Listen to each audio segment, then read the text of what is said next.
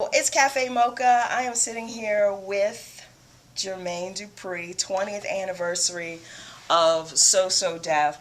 And the first thing I want to say is, between you and LaFace, you guys put Atlanta on the map musically. Do you at all feel like you paved the way for like Tyler Perry to come in and like Real Housewives, Atlanta, and to create this mecca that's become, an entertainment mecca in Atlanta? Of course. I mean, um, when I first started making music and putting out artists in Atlanta, nobody in these other cities wanted to even hear about. If I said I'm from Atlanta and I went to New York, they was like, Atlanta, what y'all know about hip hop? You know what I mean? That was a question that was there. Like y'all don't know about no hip hop. And then it was like the music industry was kind of here in LA. So it was like when LA and Babyface started first coming to Atlanta, they was bringing engineers and stuff to Atlanta. And I was still using like the guys in Atlanta, and they felt like the guys in Atlanta was country, and they didn't know, or they didn't have the experience of making records the way LA did. So it was like, yeah, my day and time of starting in Atlanta was like struggle after struggle to get people to even want to be a part of the Atlanta scene.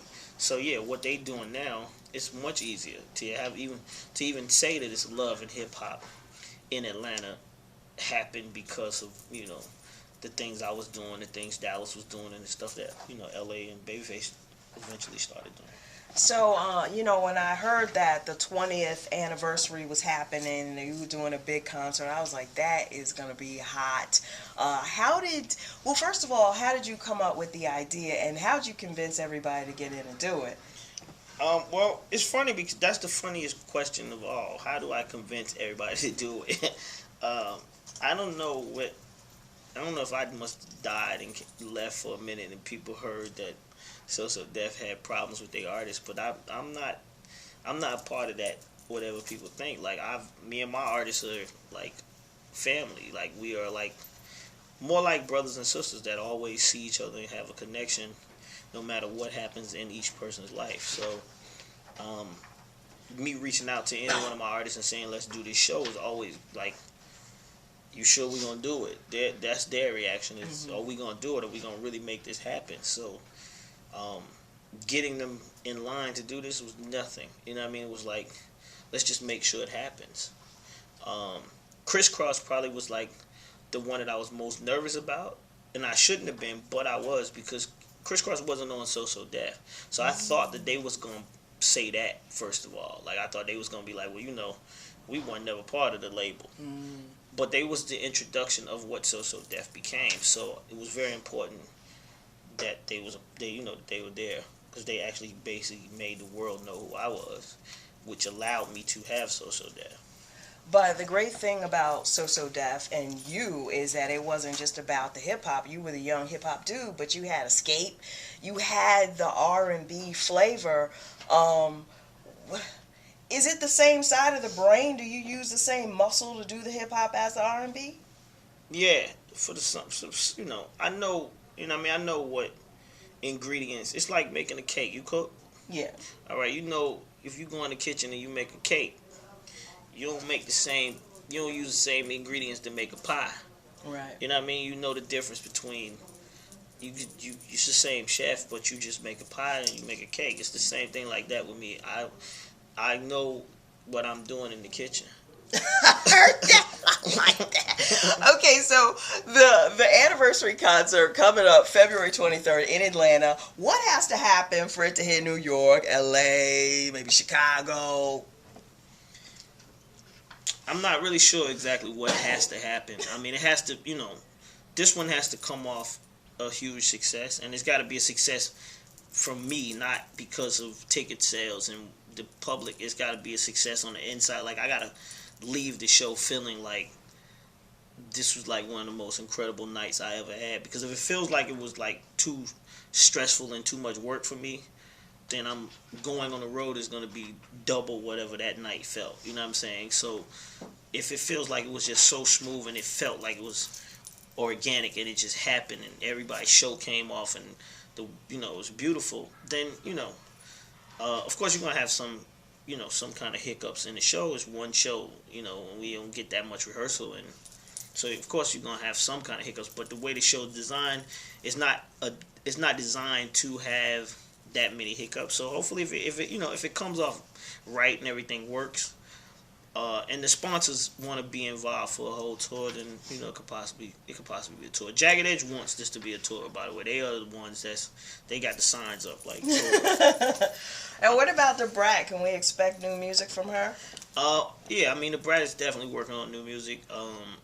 I just think like every one of these artists, I feel like they needed, and any artist, I feel like every artist that's ever had multiple albums, at some point they need something as a kickstart to give new life into whatever it is they're doing. So right, I feel like this is a perfect platform for every one of these artists. Like before I even talked about this Crisscross one, they came to me and had a conversation about me helping them get on festivals and shows in Europe and bigger concerts because they heard people was asking for them. So it's like this is by far, like Crisscross right now to do interviews would be, we wouldn't have a day of break if we allowed them to do as many interviews as people want them to do, right? So just knowing that's out there, that's a platform for them to go into that world that they want to do, these festivals and these shows. Of course, people are going to ask all kind of crazy questions, right. But for the most part, that gives them that platform. Brat had to go do her time and go to jail, and this is a brand new platform for her where people probably haven't got a chance to talk to her. They haven't seen her, whatever it is. This is the opportunity for people to, do this. And, even me, I stopped doing press because I feel like a lot of times, it's crazy because like a person like myself, I do so much, but people get immune to me doing so much that they start asking, what else am I doing in the midst of me telling them that I'm doing 100 things. Jermaine Dupri, of course. What else are you working on? Like, so it's like, but I saw this as an opportunity too. I'm opening myself up to do interviews for this show as a platform for all the artists. Jagged Edge definitely will have a new album this year. So we already started working on a record. Basically, when we put out the celebration song, we was in the studio, and that's what made us do that because they was there. So it's a lot of platforms for a lot of people. Now, speaking of platforms, I know while you were putting this whole thing together, somebody at VH1, somebody at VH1 or BET said, what about the So Def reality house where everybody's in the house, they rebuilding their career, they going on tour? What do you say to that? That's whack. So you would never do a reality type thing? Nah. I mean, like, it's crazy how this world has changed the word reality into fake. Mm-hmm. You know what I'm saying? Like, I thought reality was a derivative of real, right?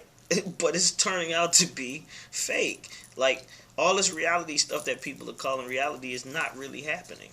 You know what I'm saying? So if you saw all of us in a house living together, that would be the most fabricated thing that you could ever see in your life. So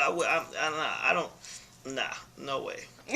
I mean, if it was to go on tour with us and you see that, that's a reality show, right? You know what I mean? But to just make up, nah. Okay, I'm gonna do this kind of stream of consciousness thing where I'm just gonna throw out a word, and you tell me your thoughts on it. Okay, the inauguration. Man, I got a bunch of words. Incredibly huge is like 2 words, and then ultra black, super black holiday. Like it was a double black holiday. There's Martin Luther King and Barack Obama. Like super black day. The legalization of marijuana. I don't have no real comment on that. I don't smoke, so I don't know. I don't know what it means to not have it and what it means to have it. Okay, the OWN network. They need some help. They need a little youth in their life over there. You know what I mean? They got to put a little bit of YDS on the channel. And I know Oprah's not with the YDS, but you gotta add a little YDS if you got a network. And YDS means young, dumb, and stupid stuff. So she needs a little young, dumb, and stupid on her TV show in order for it to work. I mean, it is what it is. You can't be a part of what's going on in today's society and not, there's a lot of young, dumb, and stupid going on. So. All right, Jermaine Dupri, February 23rd, the Fox Theater, one night only, So So Deaf 20th anniversary. Yep, you heard.